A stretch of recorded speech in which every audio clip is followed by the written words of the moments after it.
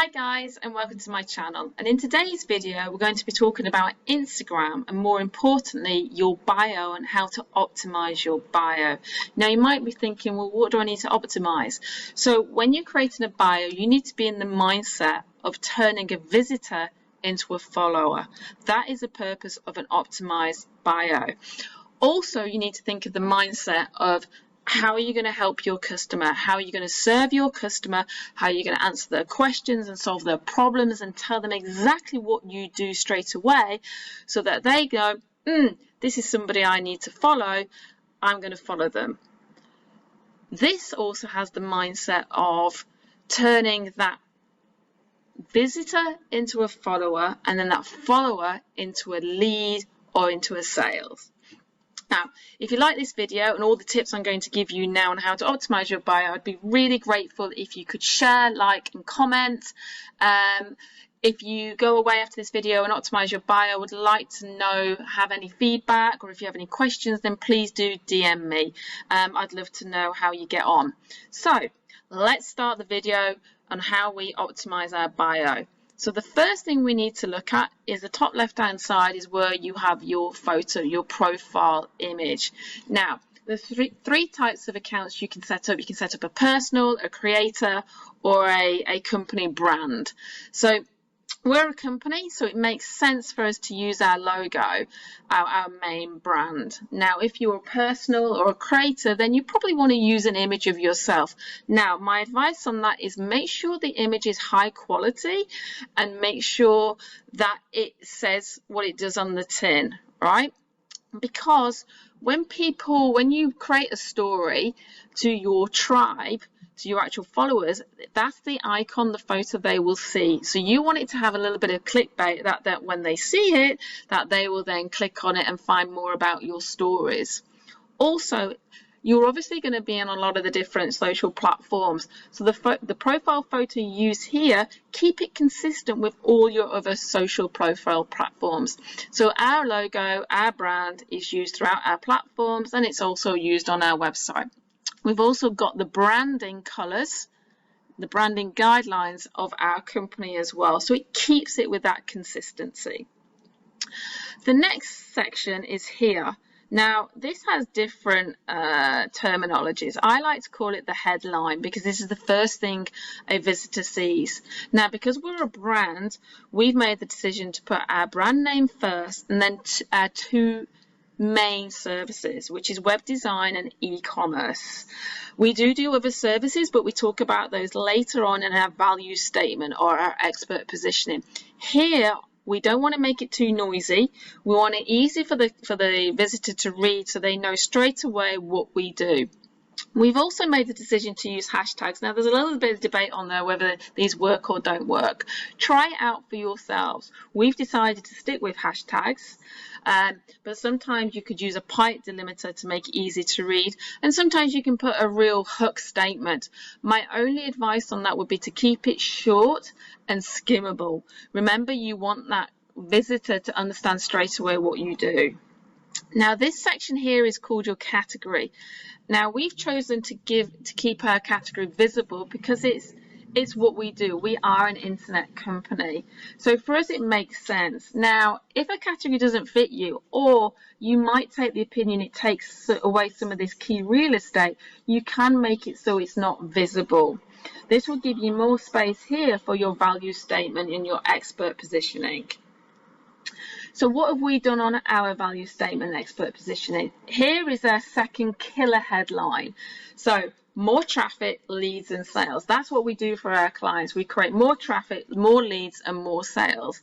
And then we answer the question, well, how do we do that? We do that via our value statement here, by beautiful web design, e-commerce solutions and digital marketing. We've made the decision to do this as bullet points of a visual match: World Wide Web, credit card, a target arrow board, so that you're targeting your reach and your followers to come to your website or to your social platforms. You could have these as bullet points, or you could have them as sentences. With sentences, just be careful that you don't make them long-winded and hard to read. Now, if you're a service-based company, you might want, like, I don't know, a builder or electrician or a gardener. You actually might want to put here some hooks. So a free valuation, a free quote, a free consultation, and you might even want to put your telephone number there because you want to make it easy for them to get in contact. If you are an e-commerce brand selling products, then here you might want to have hooks as offers. So obviously say the products you sell, but then maybe give discounts or freebies or discount codes. Again, these value statements could be deemed as hooks. We've made the decision just to shout out of what we do. Our hook or our call to action we've done with our link. Now this is the only place you can actually put a physical link in Instagram, so make sure it's the right link. Now it could be a link of a website, it could be a link to your to a freebie, it could be a link to a training course. We've made a decision to put this as a hook, as a call to action to a free website mock-up design.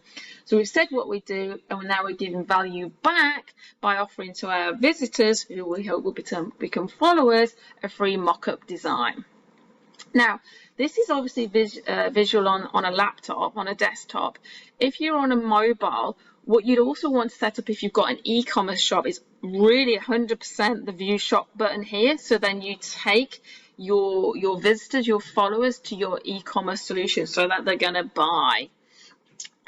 If you're service-based, you really want to have the buttons of contact us and message. Again, make it easy to get in contact, your call to actions.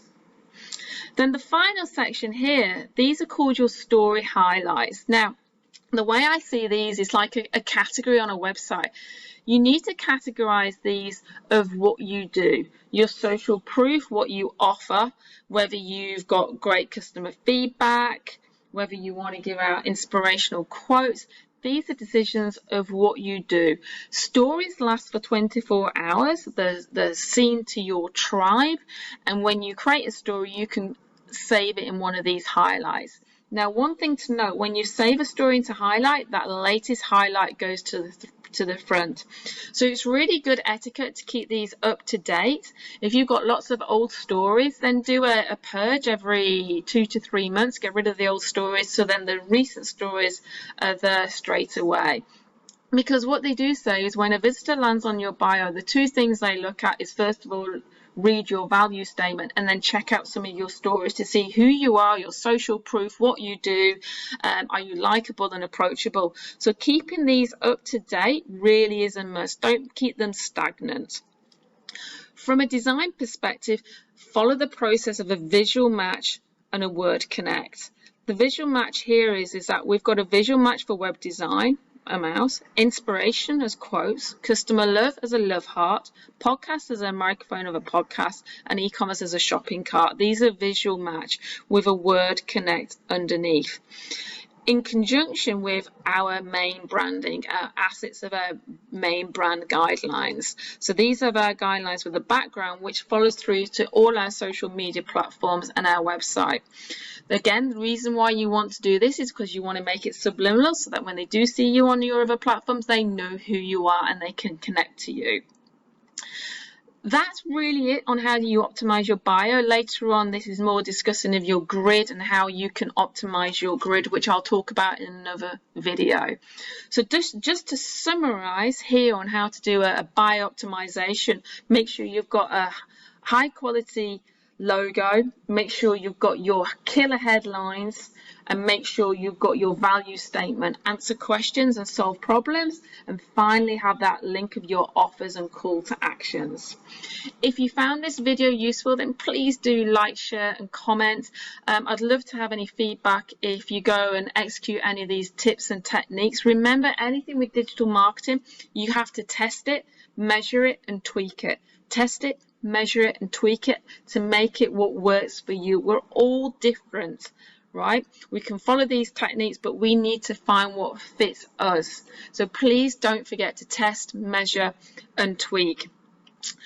Next video will be all about posting on the grid and how you do your grid. So please come back next week. If I put my teeth in, can't talk properly, please come back next week and I'll talk more about how you post and the different types of posts you have in your grid. that's about it for today. So have a great day, and I would really appreciate if you could like, share and comment. Thanks guys.